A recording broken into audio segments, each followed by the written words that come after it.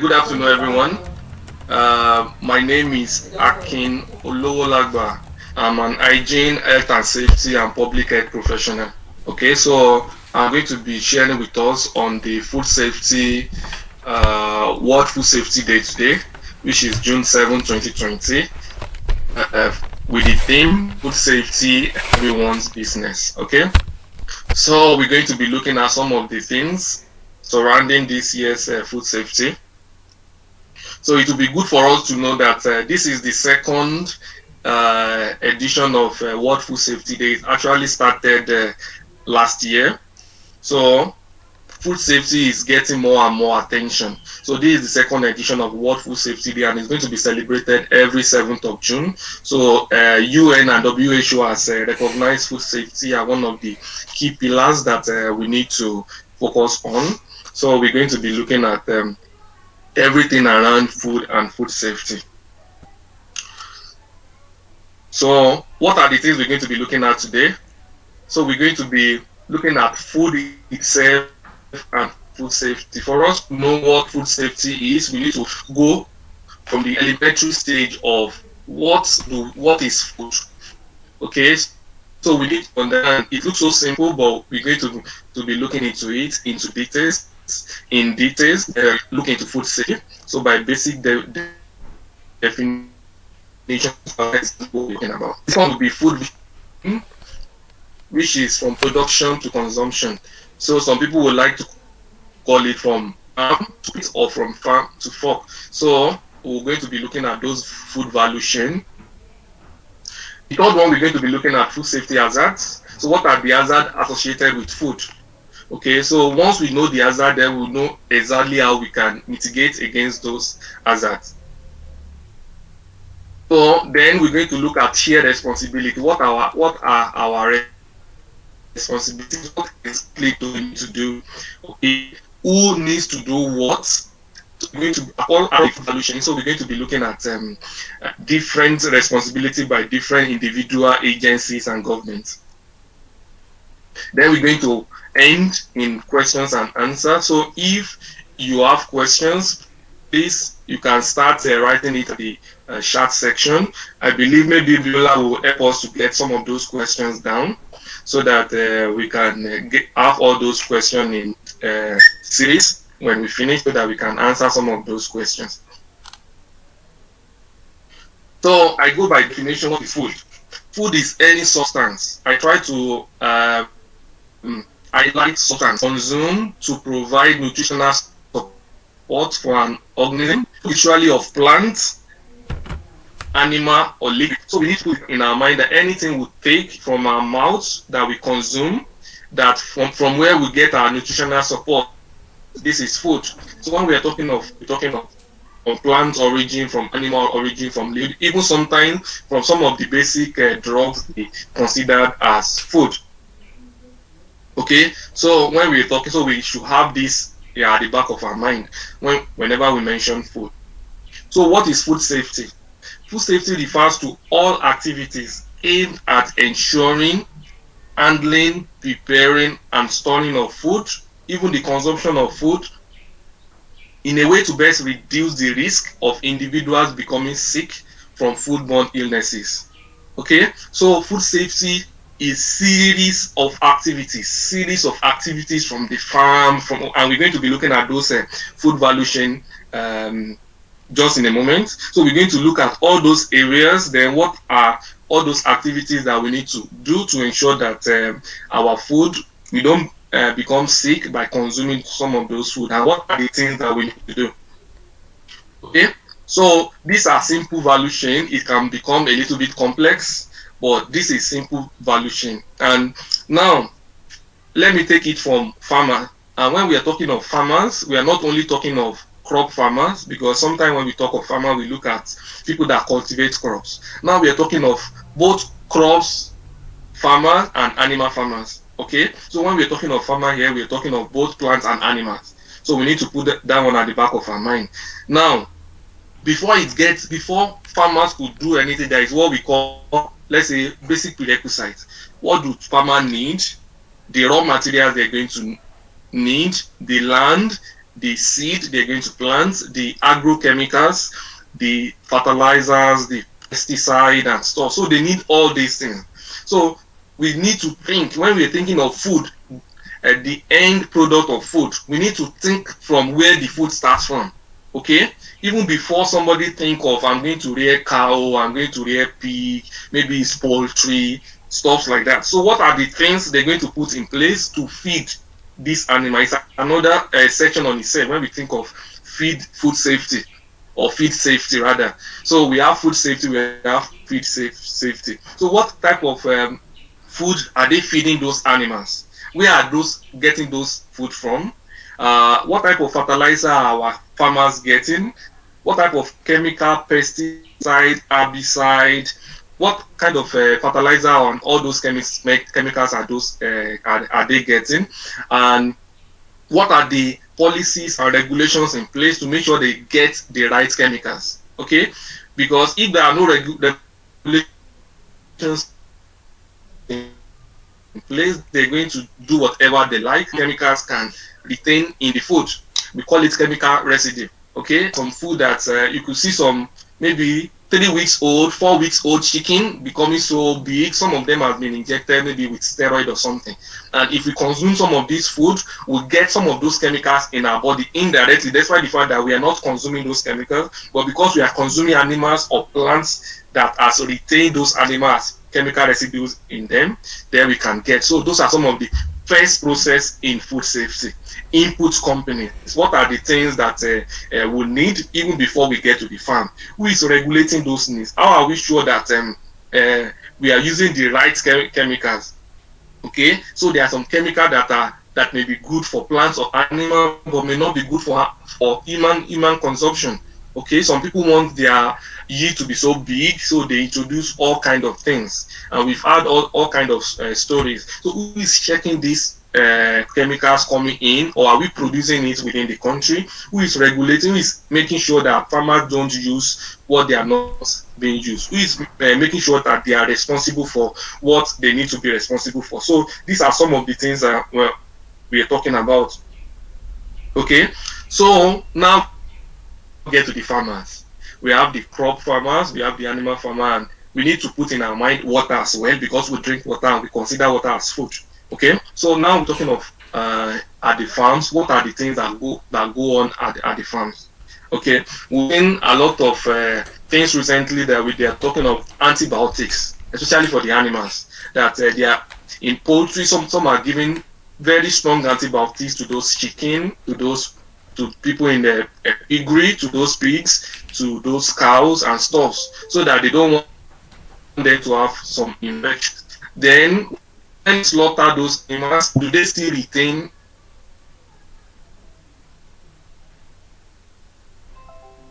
having drug resistance? Because some of the things we are consuming, we are not consuming a lot of drugs, but some of the food we are consuming contains some of the antibiotics residue from those animals. So now we have a lot of antibiotics in our body, and when we use some drugs, then we have some. When we have some infection, then we have some antibiotics resistance. So these are some of the things that we need to start looking at. And now it moves from farmers to traders, and we could see from the value chain, it can move directly from farm to consumer, depending on the kind of product we're talking about, or it can move from farmer to the market, to the traders, or it can move to the food companies, or to the retailers, or to the final consumers. And when it moves, how does it move? We need to transport. And this is one key area that we need to put into consideration as well. How do we move our goods from farms, market, or from market companies, even from grocery shops, from, let's say, shop for instance, to our homes? How do we move those things? In what way do we package them and move them? So all these contribute to food safety. So when we talk everybody responsibility, it lies all in our hand to eat and consume safe food that is not going to cause harm, injury, or illness. We need to ensure that all this value chain is well taken care of. Okay, so I move forward. So this is a basic food value chain. It can get a little bit complex. So from farm to trade to companies to retailers to final consumers. Okay. So let's look at food safety hazard. So we want to ensure that food is not exposed to hazardous agents, which is going to contaminate those foods. So we don't want to eat contaminated food. Okay, so food safety hazard occur when food is exposed to hazardous agents which result in contamination of that particular food. How do we ensure that our food is not contaminated? How do we ensure that we are eating safe and quality food? Okay, so we talk both of food safety and food security. Like one of the captions in this year's WHO, if it's not safe, then it's not food. So anything you are consuming that is not safe is as good as eating poison. Okay, so when we're talking of food now, we're talking of safe and quality food and nutritious food as well. So when we're talking of hazard, how many hazard are we talking about? There are 4 basic primary category of food safety hazard, which are physical hazard, biological hazard, chemical hazard, and allergenic. And I'm going to explain each one of them. Understanding the risk associated with each can dramatically reduce the potential of foodborne illness. So once we understand this hazard at the back of our mind, then whenever we see anything that is associated with food or any of these hazards, then we begin to find a way to mitigate all those things.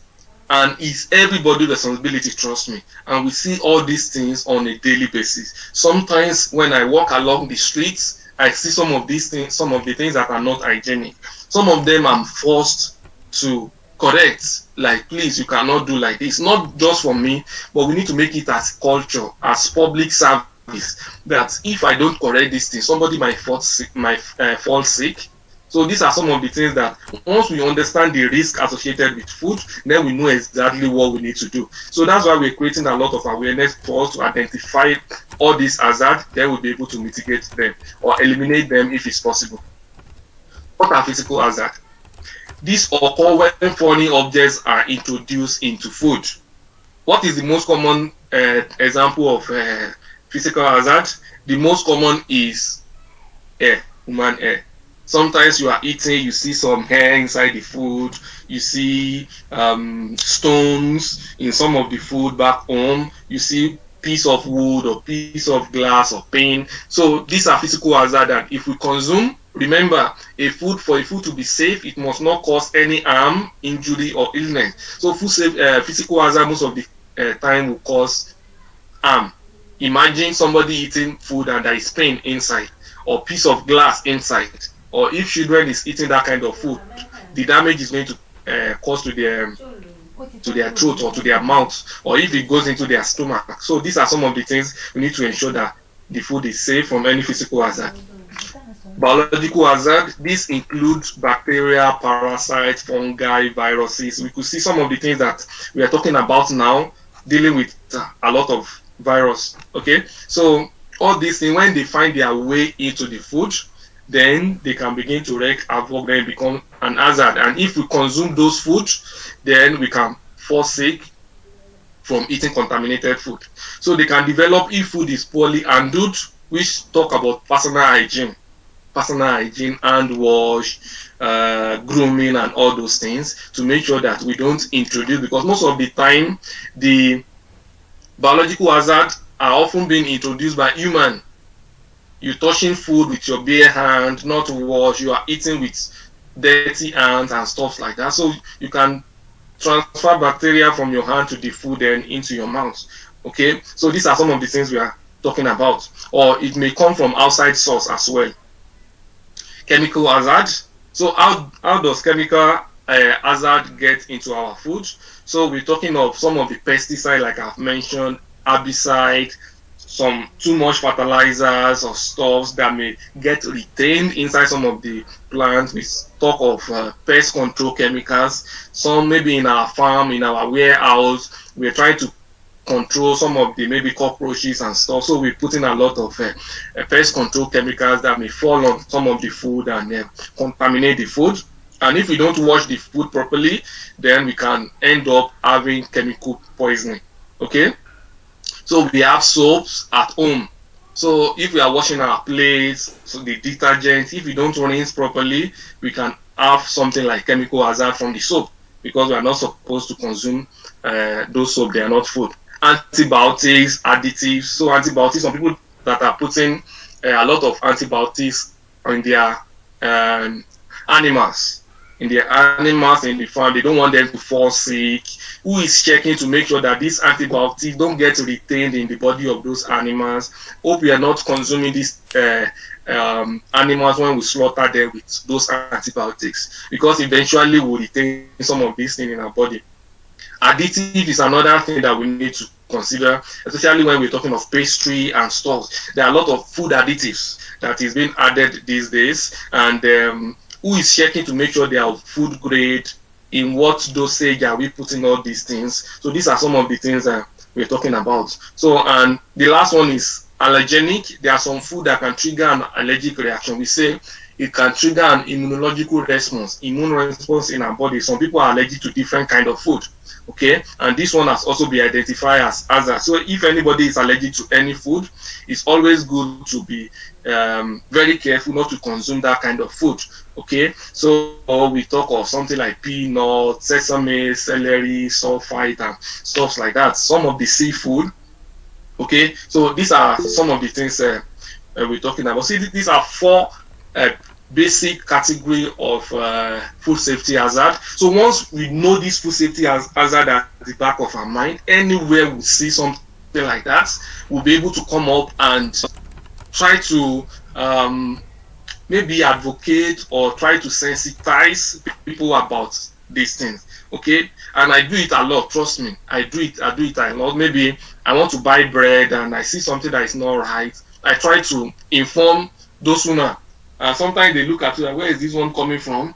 He's doing like, do you understand the reaction of our people? But at least I point their attention to it, that some of this thing is not right. Maybe you go and buy akara somewhere, and where they are putting akara is just maybe by the roadside and stuff like that. And you're like, no, you cannot do this. Please carry this thing up. And they look at you reluctantly. They're going to do, because you don't know. Maybe something is going to fall. Maybe flies will carry bacteria and land on some of those food. So these are some of the things that we say we need to create that advocacy, because before the end of the slide, you're going to see some of the staggering facts, how much we are spending every year on somebody having food poisoning or food-borne illness cases. Do you understand? So if you see, like, there are a lot of things we could have saved ourselves from. You see a lot of, how many times maybe this year for some of us that we've consumed particular food, and maybe in few hours we start going to toilet or we are vomiting and we need to quickly run to pharmacy and get some drugs. Imagine those money you are using to buy those drugs if you have not contracted some foodborne illness. So we are now saying is shared responsibility. Whose responsibility? Who does? Hello? Yeah, somebody's mic is on. So we're talking of shared responsibilities. Whose responsibility is it? And we could see from here is all of us. All of us. We are all linked together, and we must ensure that the food value chain does not get broken. Okay? If one piece should get broken, then it can affect a whole lot of people. Okay? It's shared responsibility. So let's look at those responsibilities. We say ensure it is safe. Okay? We are starting from even before we get to the farm. Before the farmer starts planting some crops, before they start trying to get into animal business and stuff like that. So government must ensure that everything must ensure safety and nutritious food for all. How? What kind of chemicals are they using? Okay. How are they planting? What kind of fertilizers are they using? What kind of pesticide? It has to be regulated. Okay, when we are talking of regulatory body, maybe in case of Nigeria, we may talk of maybe NAFDAC or SON or thereabout. Who is seeing to this thing that they are using the right kind of chemical? And trust me, this is where it starts. If we get it wrong from here, There is nothing you can do. If a particular plant or animal has chemical residue in them, not on the flesh now, they've used some chemical to grow it, there is no amount of cooking you want to do that is going to remove that chemical. Maybe it may reduce a little bit, but it will stay inside that because it's already inside. Okay? We're talking of maybe antibiotics, we're talking of steroid, we've seen some of these things happen.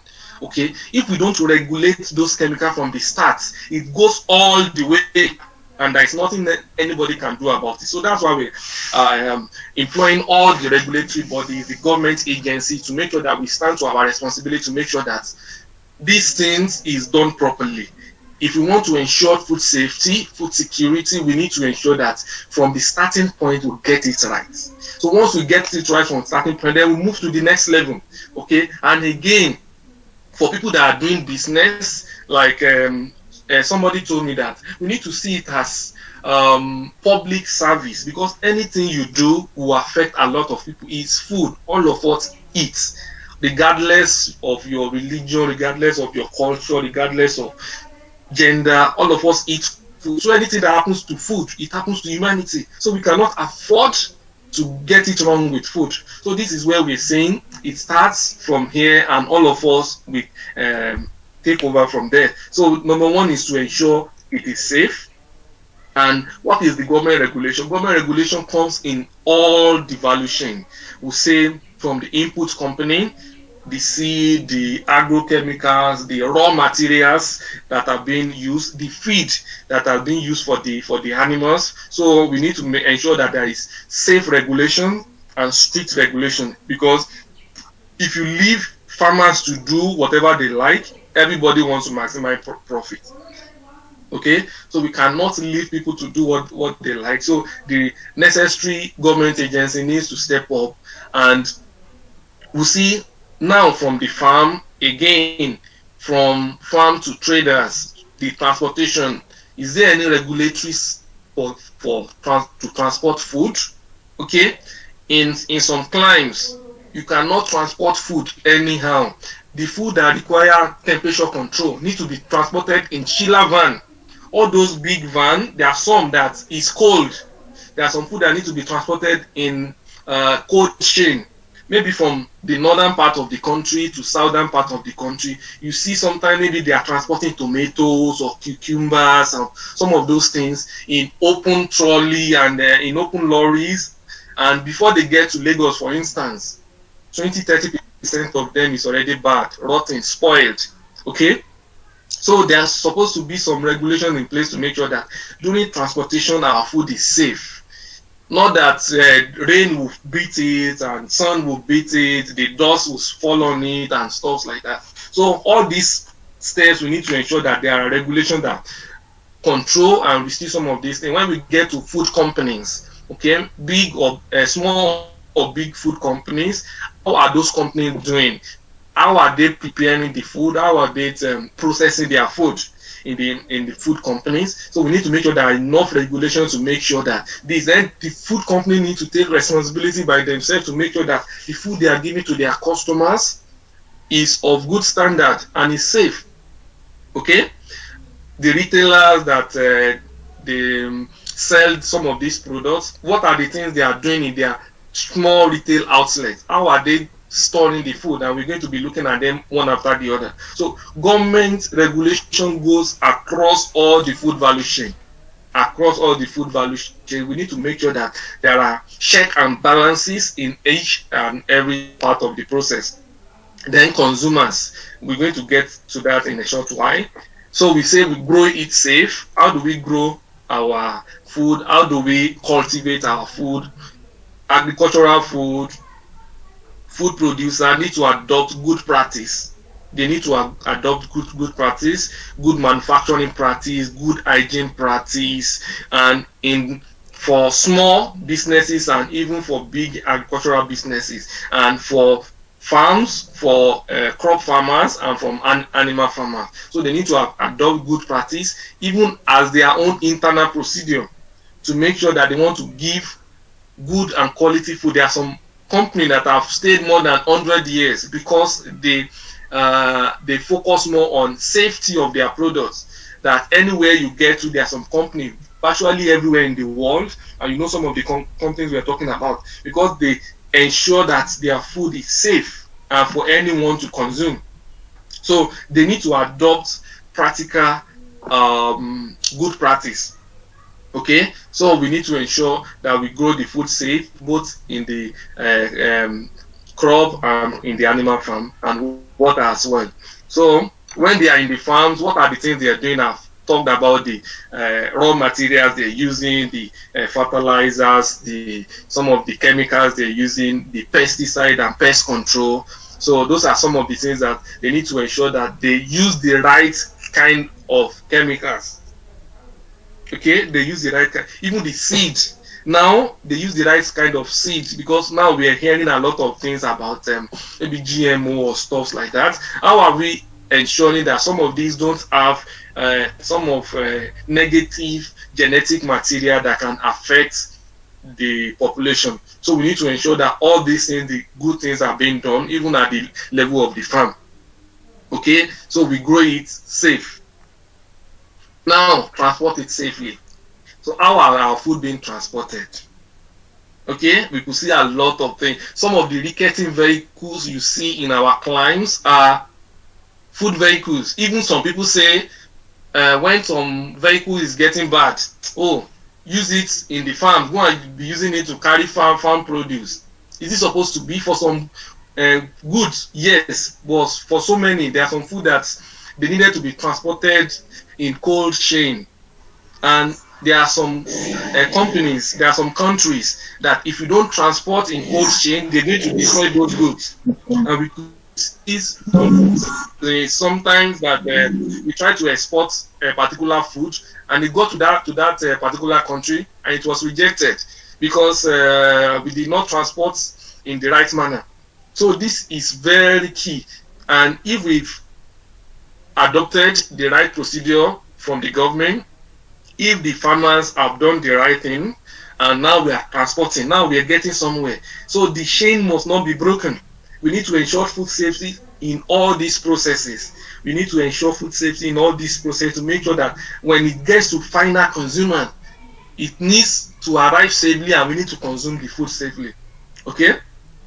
So this is what we are talking about. How is the food being transported? Okay, in what manner?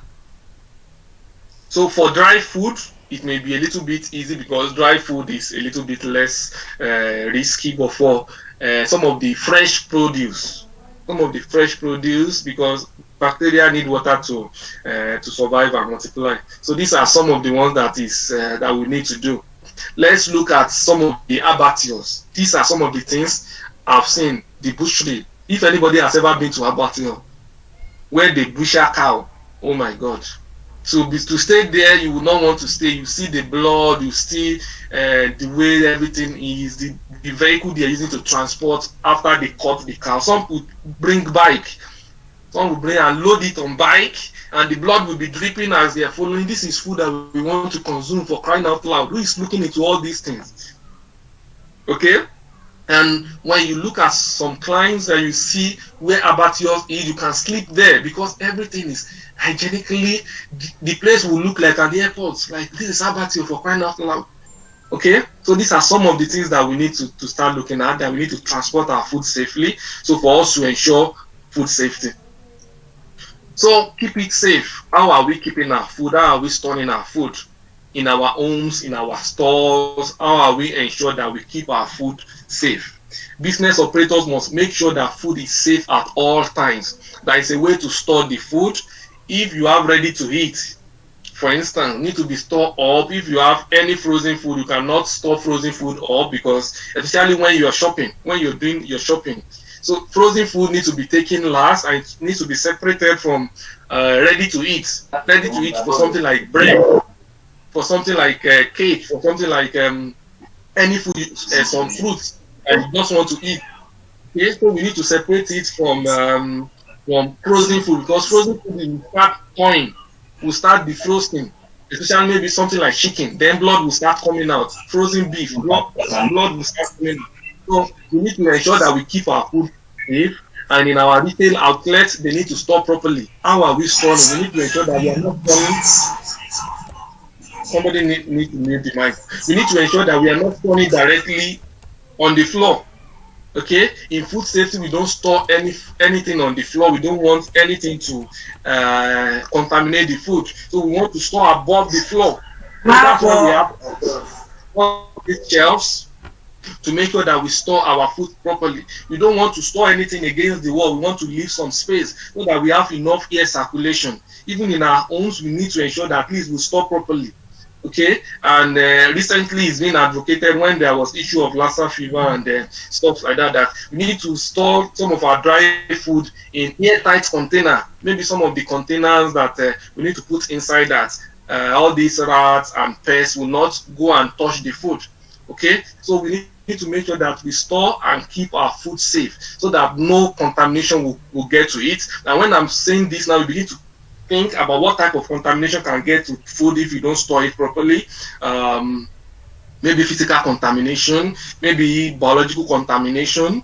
If some of these pests can get to it, they can transfer some bacteria from their mouths, let's say rat for instance. Okay, so we need to start looking what kind of contamination can get into this food, what type of contaminants can get to this food if I don't store it properly, if I don't keep it safe. Okay, in our homes, in our retail outlets, in the companies. And this particular one, we do it even in the companies. So how do we store our food in our warehouses? How do we make sure that we keep our food safe? Okay, so how do we ensure that all these things is being adhered to? Now we go into retail outlets.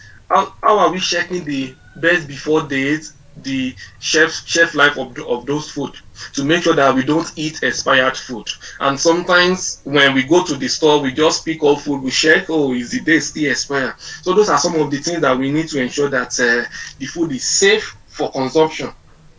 Okay, so we go next. How do we prepare our food? We've bought our food, now we've taken the food home. How do we prepare our food? And this one is very, very important. Okay, how do we ensure that we prepare it safely in our homes and in some of the companies and the industry? So let's talk about homes. How do we ensure that our food is prepared safely? Do we wash our food properly? Where do we wash our food? If we want to cut some of our food, how do we cut? We saying in industry, we always have separate color code to make sure that we don't cross contamination, which means we mix raw food and ready to eat food. But at home, maybe we have only one chopping board, maybe we have one or two knives, and we use the knife to cut everything. Then how do we separate that? Oh, when we finish cutting fish, we need to make sure that we wash with soap and water, to make sure we wash those knives and chopping board before we go and use it for something else, so that we don't carry cross contamination from one particular chopping board or knife to the other.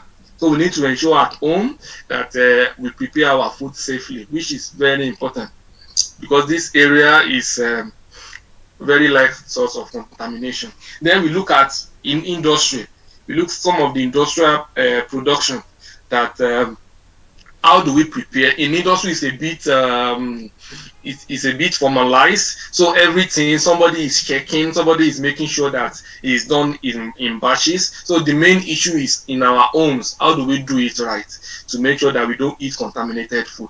Remember, all the value chain. So we need to ensure that all those ones, food safety is being put in place. Now we look at eat it safe.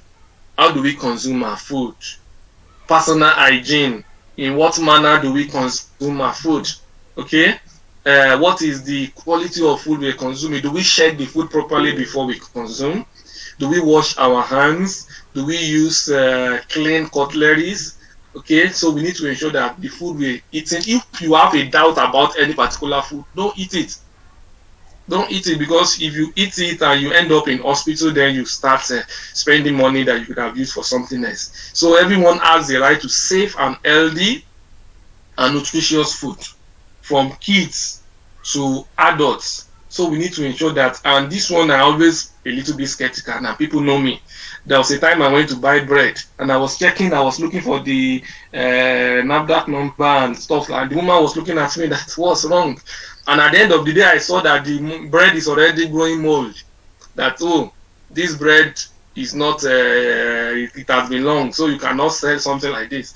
So we need to raise those. If all of us start doing bit by bit in all areas, then we'll see one step at a time, we'll start getting there. Then we'll have a formidable team that will be able to make sure that things are done right. That was one thing I shared some times ago, that I was traveling from one particular country, obviously not in Nigeria. I was traveling and the air hostess was serving juice and he was touching the brim of that cup. Let me see, I think I have. So it was serving like this and touching the brim of the cup, and this is where we're going to use to drink. So after we go to our destination, I have to call the air hostess that lady, you don't touch cups because your hand will be contaminated, then you're using it to touch cups like that. So these are some of the things that we need to put at the back of our mind. If I see something, I always make sure at least I correct in the right manner. If not, the person will like, what's your own? In the right manner, we need to find a way of doing it rightly so that they will get the message, so that another person is not going to fall sick. Eat it safe in our rural area, in our urban area, especially the rural area. How are they eating their food? In what manner? You still see a lot of people eating with bare hands, not washed. Okay, and you can imagine that amount of bacteria that are going to their system, and if these people should fall sick. Okay, so how do we ensure that we take care of ourselves? How do we ensure that if we see something, somebody doing something that is not really cool, be able to correct them and make sure that they do the right thing? These are some of the things that we're talking about. We need to team up for food safety. It's shared responsibility. All of us have roles to play. This is not those issues that we say, oh, government must do something. No, we have to do something. When I go to the shops and I see something that is not right, I point the attention of those. Maybe you go into the multi-cockroach shop, you see that, you have to tell them something is wrong, so that they know if we keep quiet, then the thing may escalate. Okay, so it's not government or it's not the shop owner, and you may be the lucky person to have noticed something that is not right. Then what do? You need to inform. You need to inform to make sure that they are aware of this and they take necessary corrective action. Okay, so we see all the value chain, the input company, the seed and agrochemical, the farm machinery, the farmers, the traders, the transportation sectors, the food companies, the retailers, the retail outlets, and finally ourselves. How do we consume our food? How do we ensure food safety? How do we prevent the physical, the chemical, the biological, the allergenic? How do we prevent? We see some people today spreading maybe gari or thereabouts on the road. On the roads are like, come on, you cannot do this. At least if you want to spread, find what do you call these things? You cut all those bags and spread on those bags. You don't spread just on the road. That's physical contamination. Rats may be coming from nearby bushes. They may contaminate. That's biological contamination. Okay. So dust will go inside the food, sand will go inside the food. There are some food that you see that you eat a lot of sand. Okay, so how do you change this mindset? Some of them are cultural. How do we begin to change this mindset to tell people that something we need to start changing gradually in our own little way? Okay, government will do their own. Let's also start practicing our own in every little area we're doing. So that's why we are creating this awareness, this advocacy to mobilize a lot of people. And we could see it's a big company on its own. It's a big company. If we wake up to our responsibility, it's a big company on its own. Transportation alone is big company. Imagine the cargo, the truck that transport the food. Imagine some boats, the ship that they only transport. Imagine some plane to transport food. Imagine the retail outlets. We have some of these big retail outlets now that they are selling food produce. Imagine the farms. Imagine some of the chemicals that they are using. Imagine because everybody needs to eat, we need to consume. So it's a big company that we really need to wake up and make sure that we're doing something right in our own capacity. Okay, so like I said, food safety is shared responsibility. Think about this as we are talking. What are the things we need to do? What are the things that I need to do? What are the areas I need to make sure that things are being done properly? What are those little things? Remember, you can make little impact. Don't think that, oh, the problem is big. How many can I? No, the little one you can fix. Nobody can fix everything. The little one you can fix. Please, let's start doing it. When I try to correct that you cannot do this, and when I correct somebody, it delights me that at least I've been able to correct something. This person will not do this thing again.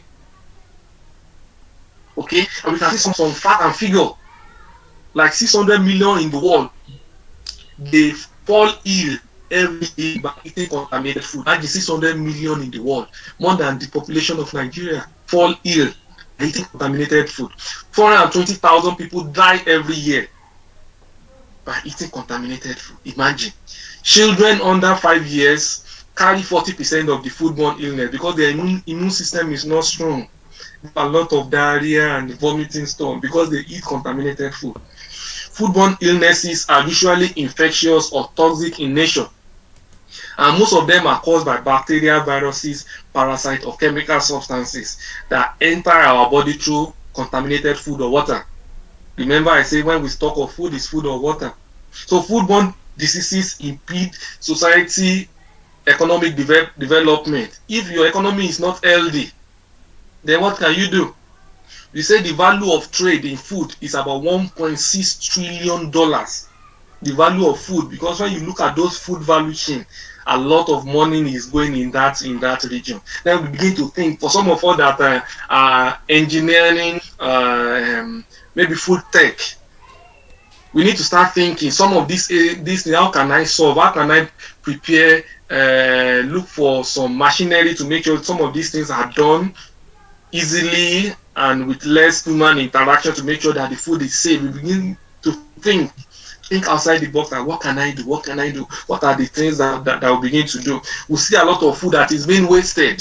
You hear about Benue that they have how many tons of mangoes every year get wasted, and it breaks my heart. Like, a farmer actually go and plant, and like 20 to 30% of that wasted because they could not store properly, keep it safe, and some of them they could not transport properly. Before they transport from the farm, before it gets to maybe Lagos or thereabout, a lot of them are already spoiled. We see a little bit of scarcity of tomatoes some months back because a lot of things are happening in the farm. Okay, so these are some of the things that we need to think. What are the things that we need to think differently to make sure that things are better? Safe food is critical not only to better health and food security, but also to livelihood and economic development. If we don't eat, we cannot think. If our children don't eat, they will not grow. And if you don't eat safe and nutritious food, it will hamper their mental capacity. Okay? So antimicrobial resistance can be transmitted via direct contact between animal and human or through the food chain and the environment. Every year, an estimated 700,000 people die around the globe because of antimicrobial resistant infection. Remember, I said about some of the farmers that are using antibiotics on some of their animals, and we end up consuming some of these animals, and we acquire those antimicrobial antibiotics through those animals. Good hygiene practice, we cannot overemphasize good hygiene practice. Now we say wash your hand every 20 to 30 minutes because we don't want your hand to be contaminated and use that contaminated hand to touch food. So these are some of the things to make sure that we wash our hands always. I always wash my hand every 20 to 30 minutes regardless, because I believe my hand is contaminated always, which is true. So whether you wash your hand or you don't wash your hand is contaminated with Staphylococcus aureus. Okay, so we only try to reduce it to safe level. We keep reducing it to make sure that we don't eat directly with those contaminated hands. Okay, better data need to understand some of these things. That we need to create education and healthy choice. So food safety, share responsibility. My takeaway and what I want us to be seen here is food safety should be seen. If you can just read it together with me. Food, food safety should be seen and the need to embrace the genuine commitment to consumer safety and satisfaction. This is beyond I want to make money. Okay, in the process you're going to make money for some of the big and stuff, but we need to make it that if you don't do it right, you don't know who is going to consume the food you are not doing properly. If you are doing something that is not right from the company or is not right from the farm, you don't know where the food is getting to. Maybe some of your family member will still going to consume it down the value chain. So we need to look at it beyond complying, beyond some of the people that audit. Sometimes we try to audit and we want to make everything look safe and stuff, but we need to look at it beyond that. We need to look at it as public service, that I want to render something that is good to humanity. I don't want to give them poison to eat. And if I'm working and I see something not doing right, I quickly want to correct because it's public service. Because despite the fact that I'm not the one that is going to consume this food, I don't want the person that want to consume the food to fall sick or might even die, because a lot of people are dying as a result of food poisoning. So these are some of the things that I want us to have as takeaway from this webinar, that food safety should be seen as public service and commitment to consumer safety and participation. There must be a way for us to Thank you. Thank you. I'm certain it's just a question of how. Yeah, question. I'm going to stop sharing screen now so that I can entertain some questions.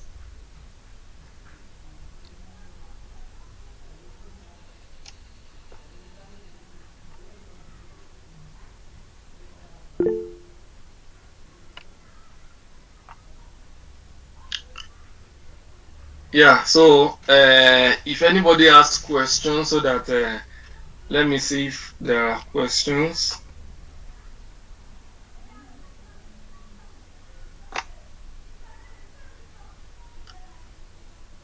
I can see your screen, sir. Okay, I can see.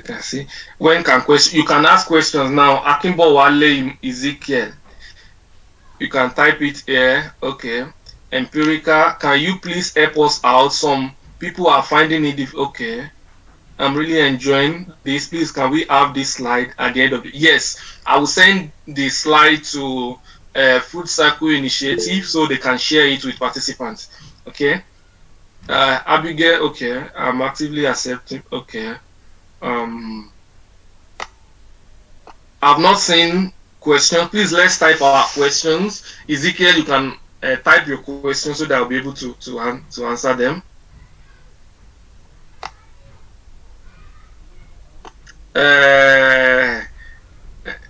Sweet mom, I can see you. You're welcome. Thank you so much for joining. So I'm waiting for you to type your questions. Okay, you want me to repeat the takeaway? Okay, the takeaway is food safety should be seen as public service. When you say you're doing something for humanity, it's like you're doing charity. Don't just see it. What I said was food safety should be seen as public service and the need to embrace the genuine commitment to consumer safety and satisfaction. Permit me to use this language. You're going and you see something that is not right. Should you keep quiet? Sometimes when you want to correct, they go to the understand? Somebody wants to challenge, what's your own? No, it is my own, because I don't want somebody to forsake. Do you understand? So when I see something that is not right, I want to stop, pause for a moment, and find a way to just, no, you cannot do it. Do you understand? And for instance, I was at a particular place, and there is a small boy around 5 years old. He went to the toilet to pee, and he was coming out, and he was running directly outside. I don't know him. I called him, come, go wash your hand. what's wrong with this? Like, so those are some of the things we're talking about, because he may go directly to go and use that hand to eat, and at the end of the day, he's having diarrhea or stuff like that. So we should see it as public service, that anywhere we see something that is not right, we should be able to pause for a moment and try in a respectful manner to make sure that we correct those things. So that's what I said. I hope you got that, Miss Kiat. Any other question?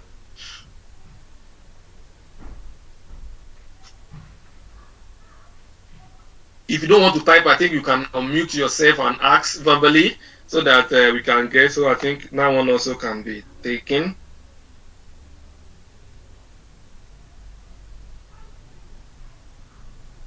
Who else has question?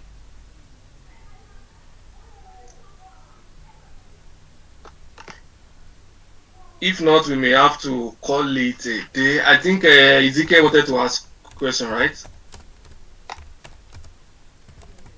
I can't see any question from here. Lawal, Hello, sir. you have? Yeah, I can hear you. Thanks you for the. I think, sir, I don't know. The question has been racking. I've been thinking about this question since. The rate at which people adulterate food nowadays is quite alarming. And there is no way we can tell them, or you can kind of charge them for what they are doing. How do you think we can go about it, sir?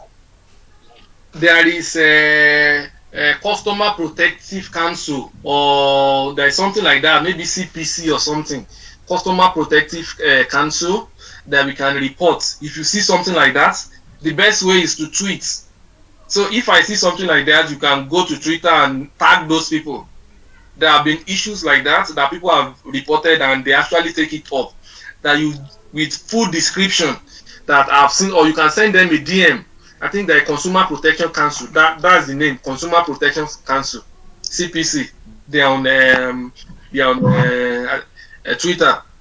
So if you see something like this, because you do, so that's the best way to make sure that we'll get those things. And I believe NAFDAC is also on this, so we can try to tag them, and I believe they will do so. Okay. Okay, sir. Do you understand?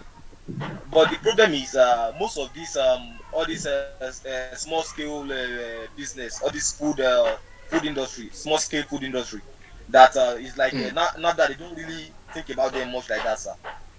So most of what we consume are from this small food industry, sir.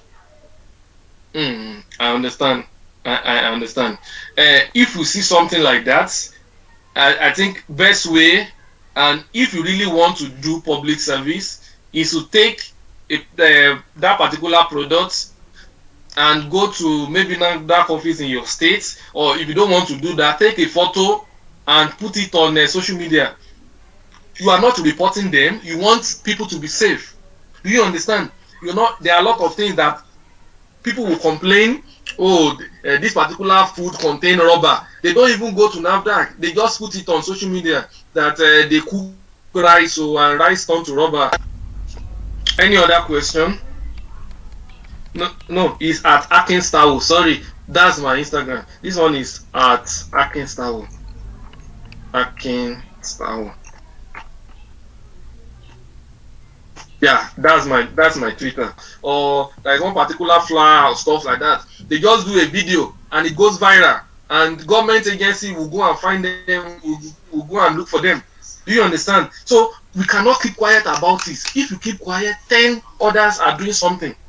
Do you understand? No, that's what I'm saying is public service. When I see, because I don't know, maybe some of my family is going to eat that food somewhere.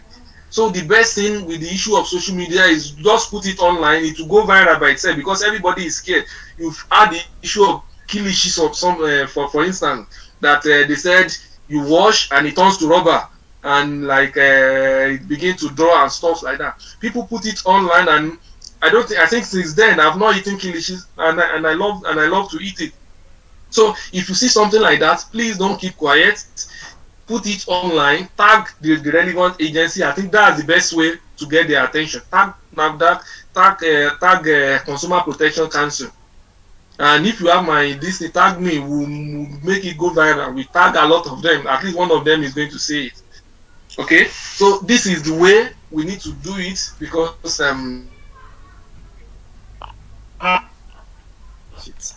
we can along. It's time we need to do something about it. Sir, what is your Twitter handle, sir? At Stawo Baba. My Twitter is at Stawo Baba. Yeah, I think this should be my Twitter. Okay. Yeah, I believe you can also. Yeah. Okay. Yeah. You're welcome. I think that's my Twitter.